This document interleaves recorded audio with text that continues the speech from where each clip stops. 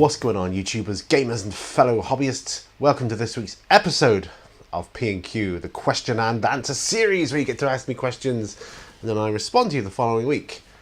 Now you can do this one of four ways. Put your comments or questions down below in the comments section, or you can email me directly at miniwarzone@gmail.com. There'll be a link in the video description below.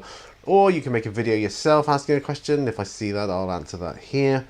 Or if we meet in person, you can talk to me that way, raise a topic, ask me a question, and if it's suitable, I'll put that on here as well. Rather special one this week, and I'm super excited because I've got a few pages here.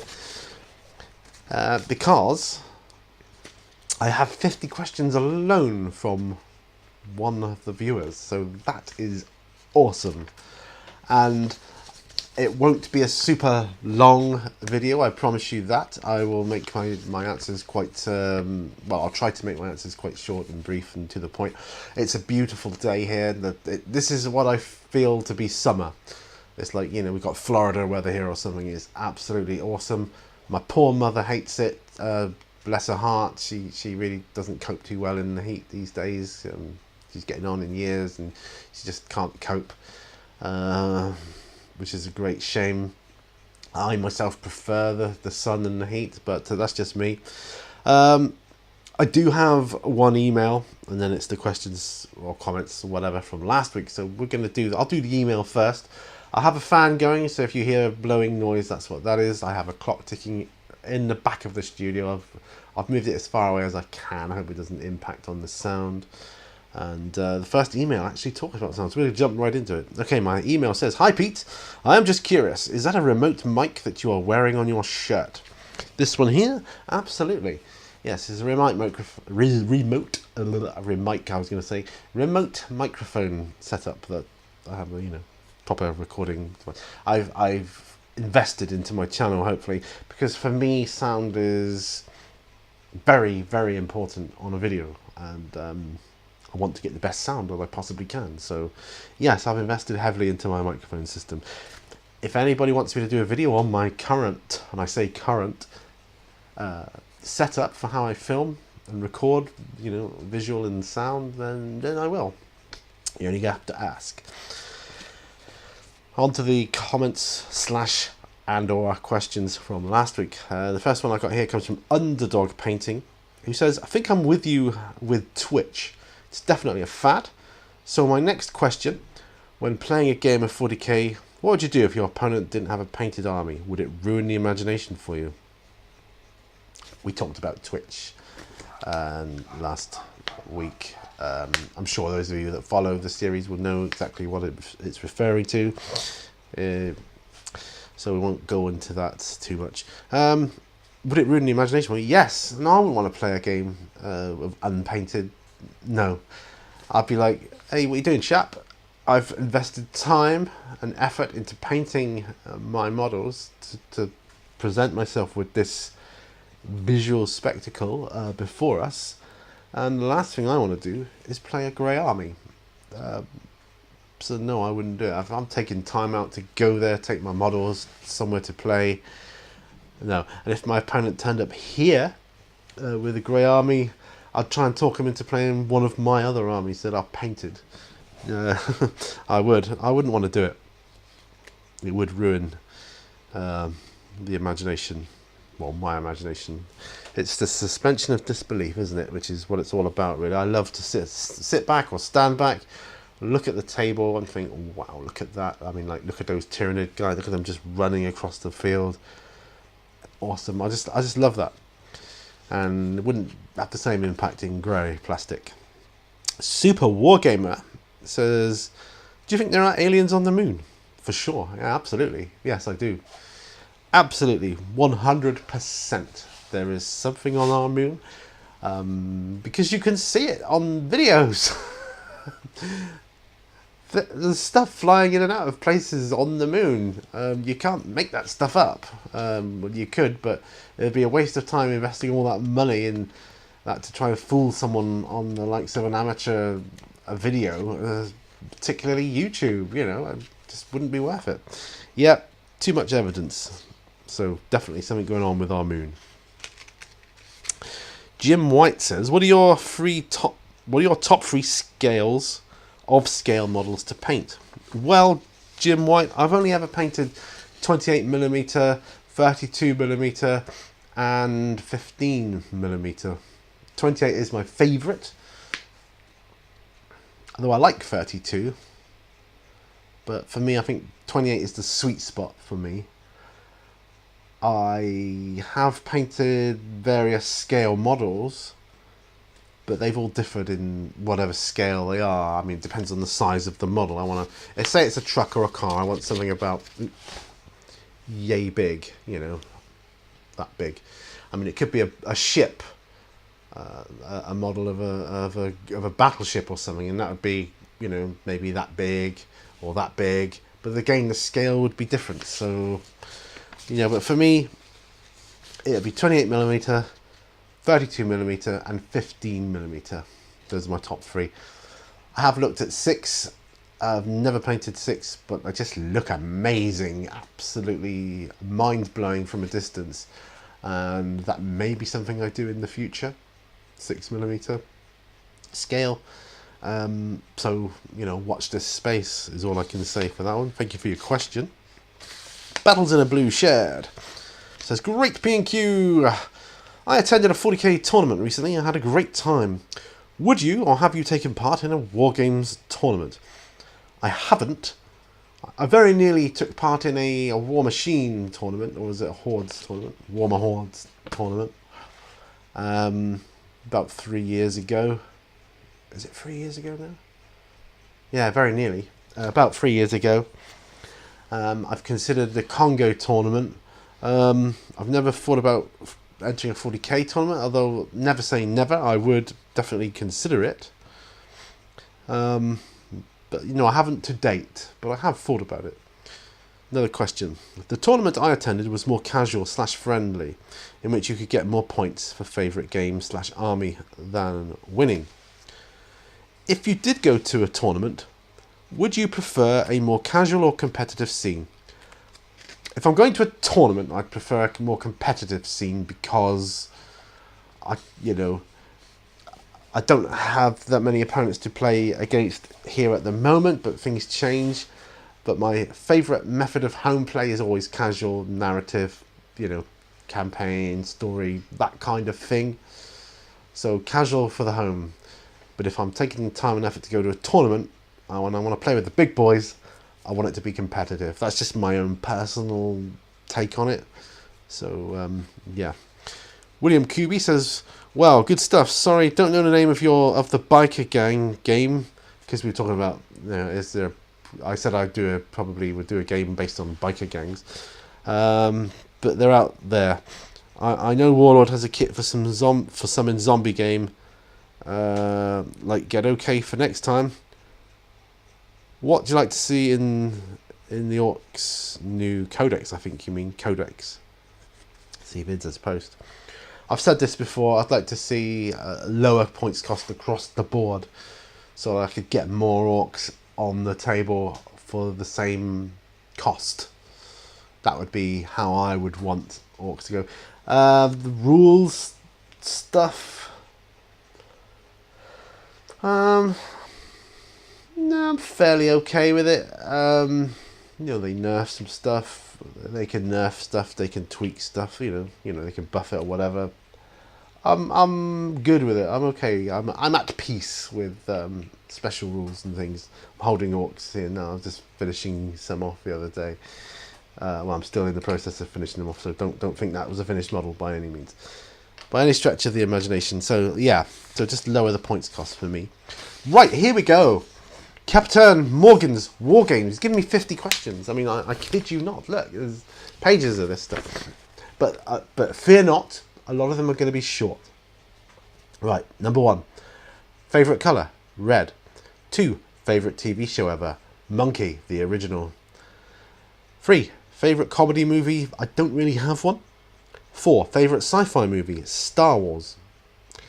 I would have to say Star Wars The Empire Strikes Back. 5. Favourite book?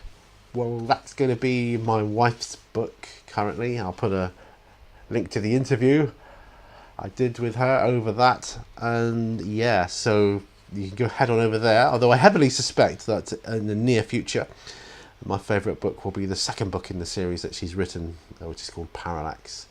And yeah, if I remember, I'll put another link to the little kind of teaser ad I did about it. Right, where are we? Favourite childhood moment? Wow, so many to choose from. I would be at a loss as to which one to pick. I suppose picking one out of the hat, when I had most of my teeth out when I was about 4 years old. You know, it was brutal back then. You know, gassed a lot. Had nearly all but about 4 teeth removed because, you know, I didn't clean my teeth and I was bad and stuff. And I can remember waking up, I was crying and crying, and my dad just came in from work. He went into the dentist. He was a painter and decorator at the time, so he had his white overalls, and he just scooped me up in his arms, put me over his shoulder, and walked me out. And although I was in agonising pain and I was crying, I felt safe, you know, in my dad's arms, and I just, it was a lovely, lovely moment. Favourite author? That should be obvious. That's Mrs. Mini Warzone. That's Bex Gooding, my wife. Favourite moment in 40k? I can't choose one. I really can't. I can't. No. I can't think of any specific moments as such. Favourite drink? Water. Worst drink? Coke. After seeing what it does to your insides, Coke is definitely the worst drink. Worst book? Definitely 50 Shades of Grey. Awful. Worst childhood memory? I don't really have one. Worst movie? Easy. Star Wars The Last Jedi. Big steaming pile of poo that was. 14. A favourite movie character? Darth Vader. 15. Worst movie character? I don't know. Can't think of one. 16. Favourite Tyranid model? I like the Toxicrene with all the tentacles. Worst Tyranid model? I think the old Carnifexes with the wrecking balls, because that just looks ridiculous. 18. Would you play Magic the Gathering? I used to play it when it very first came out, first edition. I wouldn't go back to it though, it was too expensive. Yeah, call 40k expensive. Man, the money I blew on Magic. Whew. And I did play tournaments of that back in the day. Best set of dice? Don't have one. I just have loads and loads and loads of dice. Best Dungeons and Dragons villain? I'd have to say, like one campaign we played, it was the brother of one of the player characters. He turned out to be an evil brother, and he didn't even know he had an evil brother, and it was revealed. It was a bit like a Darth Vader revealing he was Luke's father moment. No, I am your father. This was like, no, I am your brother. You know, and he was the evil antagonist, and yeah, so that was good. Favourite tattoo? I have one on my chest that my wife and I designed. She has the exact same one on her side. We designed it together. It has a lot of special meaning for us. Favourite game? At the moment it's 40k. 24. Worst household chore? I would have to say vacuuming. Awful job.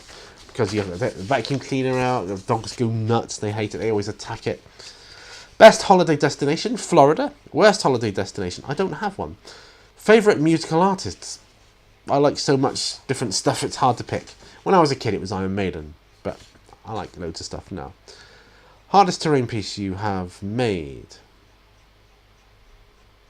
Probably the first piece I ever made, which I don't think I've got anymore. I tried making I don't know, something out of a Pringles tube and a milkshake bottle, and it didn't look very good at all.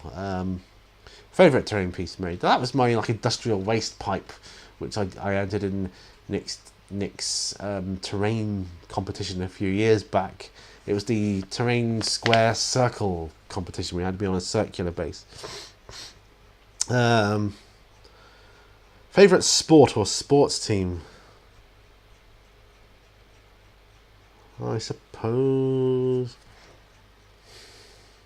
tennis. Worst musical genre? Probably anything around today, which is considered contemporary. Airbrush or hand painting? That depends on what I'm painting and what effect I'm trying to get. So it would depend totally on the subject. Favourite herbal tea or willow bark tea, which I have right here. Who is the best character in your wife's books? It's a character called Fishbone. I think he's the best character.